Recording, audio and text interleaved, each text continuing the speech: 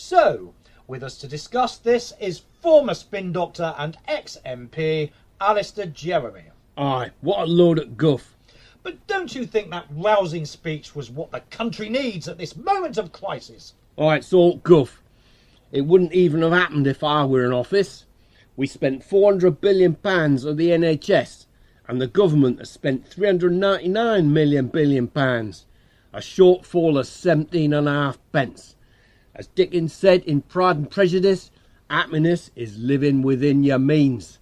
And the government hasn't even said why they're dead. Well, let's go over and hear the speech from Sir Hilary Cant. And for those viewers in the north of England, Hilary can be a boy's or a girl's name. Or non-binary. Let's just hear the speech. They're dead. They are all dead. All 25 million people in the south of England are all dead because of this terrible tragedy. I must praise the bravery and professionalism of the emergency medical staff who, despite also being dead, make us proud that in these dangerous times we will not allow years of the previous government's diplomatic incompetence to kill off the will of the local population, even if it kills off the population themselves.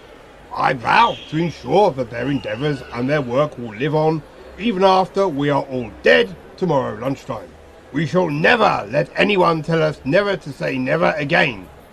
It is a privilege to stand amongst the bodies of our brave people who are lying dead, unburied because of the grave diggers and the crematorium staff are also dead. We move forward together. I would take questions from any journalists who are not yet dead. Sir Hilary Cant there, who sadly died this lunchtime. Aye, so he's dead? Yes, they're all dead. And from a privately run research facility which doesn't even offer any jobs to speak of. And I blame government middle management for it. Well, now over to Westminster. That's in London, by the way, where our political affairs editor, Laura Carlsberg, probably the best political affairs editor in the world, is not dead. I hear the government have ordered Cold War measures to be enacted. What does that mean? Duck and take cover. Everyone did, despite the duck shortage since Brexit. These streets are deserted. Everyone has taken government advice. We don't know where they've gone. Are they dead? The government said everyone was to get down, so I assume they've got down with it, like a 70s disco. There are a few bewildered stragglers indeed in flared trousers and afro wigs. The government must be pleased watching these scenes from their bunkers. Oh, they're not in their bunkers. They're so pleased with the response and the weather was so nice that they thought no one would notice if they held a party in the garden at number 10. Really?